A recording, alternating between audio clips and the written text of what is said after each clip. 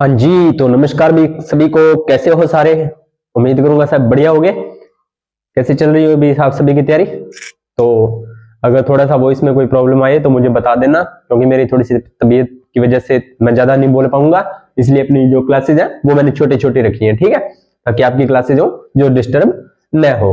तो हमने अमल पढ़ लिए थे, शार पढ़ लिए थे ना। शार की तो एक सिंगल क्लास बनी थी लगभग, अच्छा मतलब था उसमें रिस्पॉन्स देना भाई। और आज अपना शुरू करते हैं अपने लवण, जहां से जो क्वेश्चन बनने की संभावना होती है। तो अगर आप रूटीन में सूत्र लिखते हुए आ रहे हो, जो मैंने आपको सूत्र लिखवाए थे, तो आपको पता लग गया होगा कि सर सूत्र कैसे लिखते हैं, है ना। और नहीं लिख रहे तो भाई इसका मेरे पास कोई इलाज नहीं है कि सर हमें सूत्र समझ में नहीं आते। लिखे हैं तो समझ में आए हैं, नहीं आए तो फिर उसका मैं कुछ नहीं कर सकता, क्योंकि अगर आप मेहनत ही नहीं करोगे तो फिर कैसे होगा ना।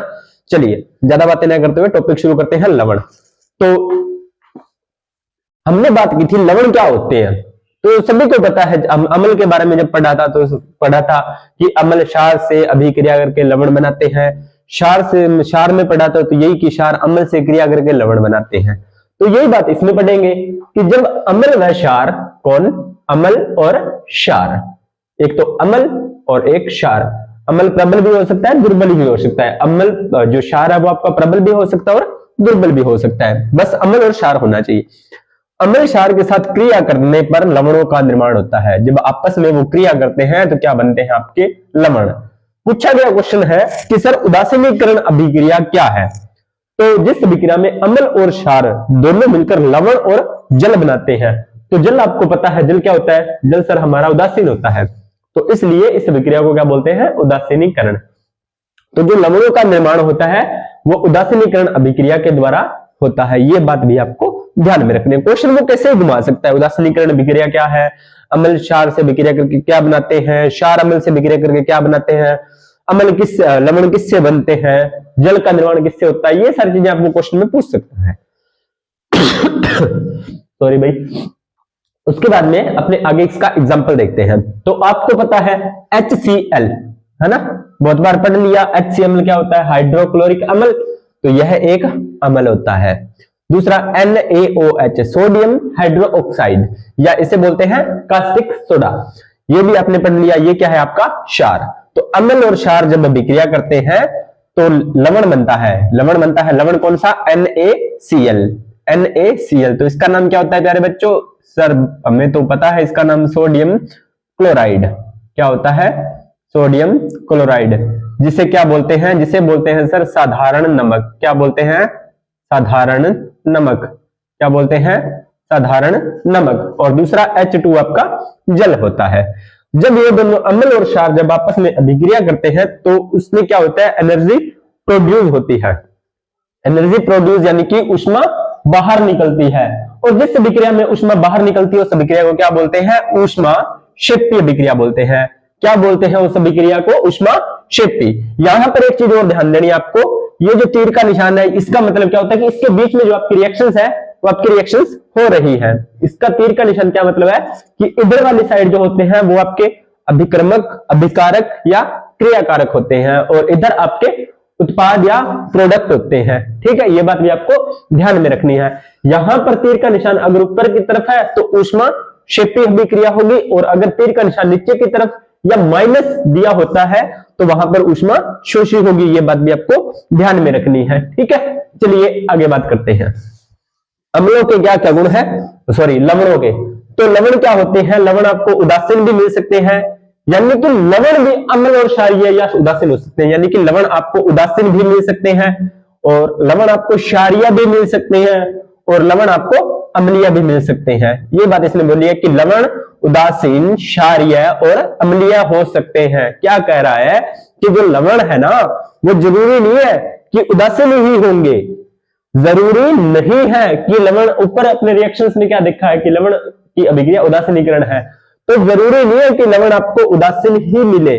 नहीं, हाँ कुछ लवण होते हैं वो उदासीन होते हैं, कुछ लवण जो होते हैं वो आपके अम्लीय होते हैं, कुछ लवण जो होते हैं वो आपके क्षारीय होते हैं।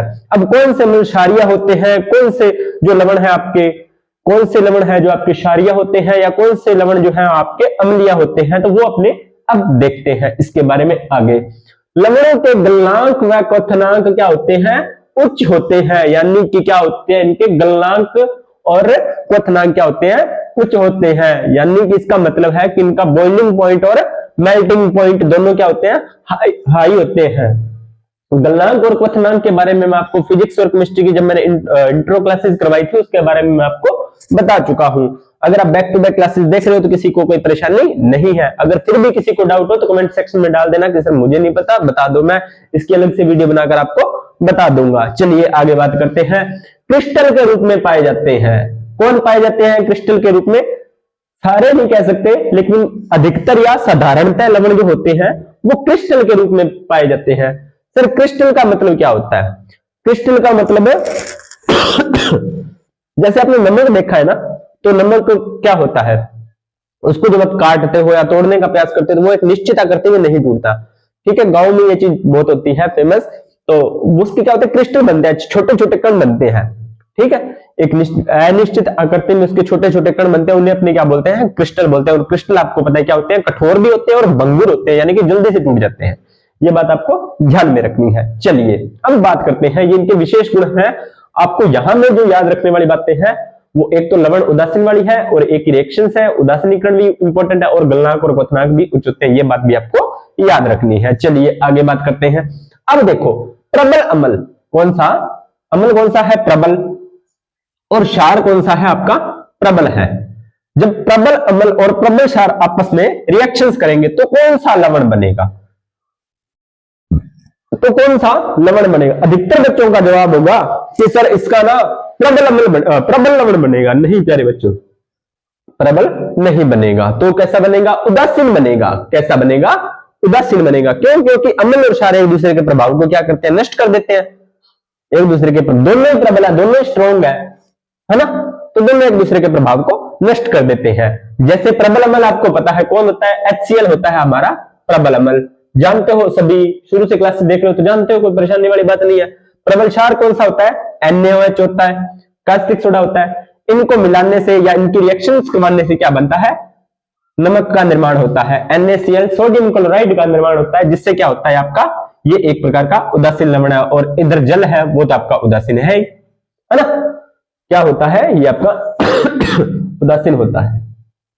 चलिए आगे बात करते हैं। इसके बाद में अगर हम प्रबल अम्ल की रिएक्शन से दुर्बल क्षार के साथ करवाएं, प्रबल अम्ल आपको पता है वही HCl है, दुर्बल क्षार हम पढ़ के आए NH4OH, अमोनियम हाइड्रोक्साइड, NH4OH क्या नाम होता है इसका, अमोनियम हाइड्रोक्साइड इसका नाम होता है। इसके ये आपका पता है दुर्बल क्षार है। जब इसकी रिएक्शंस करवाते हैं तो वही बात है, पुराने बंध टूटे हैं, नए बंध बने हैं, तो नई चीज बनेगी। तो इसमें क्या होता है, ये जल बाहर निकल जाएगा, ये H और ये OH, ये दोनों जल बना लेंगे NH4Cl। ये आपका जो क्या होगा, लवण बना है। NH4 आपका जो लवण है, इसकी प्रॉपर्टी क्या होगी, इसकी प्रॉपर्टी आपकी होगी प्यारे बच्चों, क्या होगी भाई बताइए, क्या होगी, अम्लीय होगी। अम्लीय क्यों हुई सर, क्योंकि क्षार कौन सा है, दुर्बल है प्यारे बच्चों, क्षार कौन सा है, दुर्बल है। तो ये प्रबल अम्ल है, वो अपना प्रबल प्रभाव दिखाएगा। क्या दिखाएगा, अपना प्रबल प्रभाव दिखाएगा। इसलिए प्रबल जो अम्लीय लवण बनेगा हमारा, वो अम्लीय लवण बनेगा। कौन सा बनेगा, अम्लीय लवण बनेगा। और इधर जल आपका क्या है, उदासीन है, इसमें कोई किसी को परेशानी नहीं होनी चाहिए। क्लियर? देखो प्रबल अम्ल और दुर्बल क्षार, प्रबल अम्ल और दुर्बल क्षार जब मिलेंगे तो आपका जो लवण बनेगा वो कौन सा बनेगा, अम्ल। क्योंकि प्रबल कौन है, अम्ल है, तो अम्ल अपना प्रभाव दिखाएगा। तो इधर लवण जो होगा वो उसकी प्रॉपर्टी क्या होगी, वो अम्लीय हो जाएगी। चलिए अब दुर्बल अम्ल प्रबल क्षार कर लेते हैं, तो क्या होगा, दुर्बल अम्ल आपको पता है CH3COOH है और इधर प्रबल क्षार NaOH, इनकी रिएक्शंस करवाते हैं तो हमारे पास CH3COONA, ये हमारा क्षारीय लवण होता है। सर इसका नाम बताओ, नाम बता देते हैं, क्या होगा भाई, सोडियम एसीटेट होता है, लिख लो सोडियम एसीटेट, पूछा हुआ है एग्जाम में, सोडियम एसीटेट इसका नाम होता है। क्या नाम होता है, सोडियम एसीटेट होता है। अगर सूत्रों के नाम लिखते जाओगे तो आपको सारे सूत्र याद हो जाएंगे, और अगर इग्नोर करोगे तो भाई फिर एग्जामिनर आपको इग्नोर कर देगा।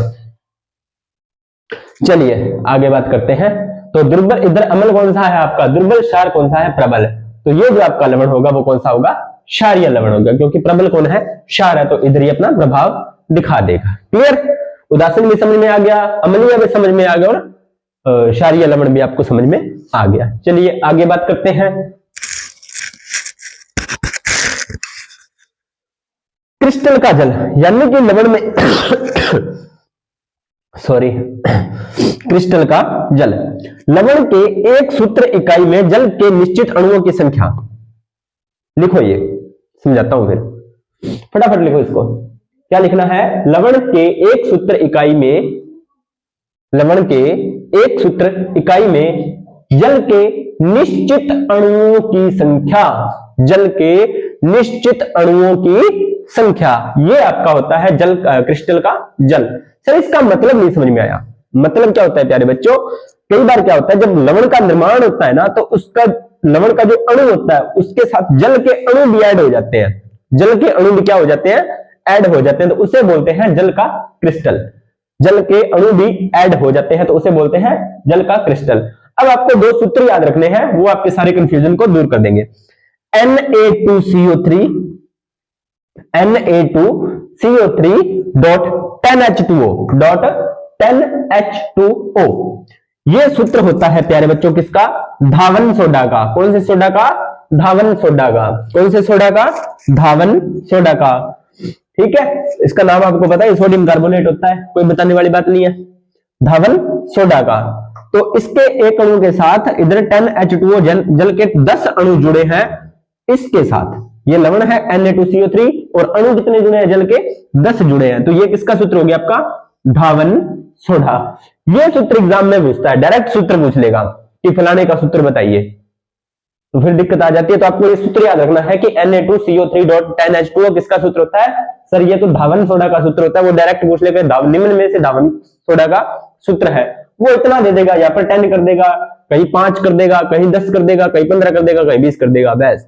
अगर हार्ड क्वेश्चन आएगा तो ये संख्या चेंज कर देगा जल के अणुओं की, 5 10 15 20, वहां से दिक्कत के बार क्रिएट हो जाती है। ठीक है, चलिए आगे बात करते हैं। इसके बाद में अगला है Ca, थोड़ा बड़ा लिख रहा हूं मैं, ध्यान देना भाई, CaSO4 डॉट हाफ H2O, ये आपका सूत्र है प्यारे बच्चों, किसका होता है, POP का।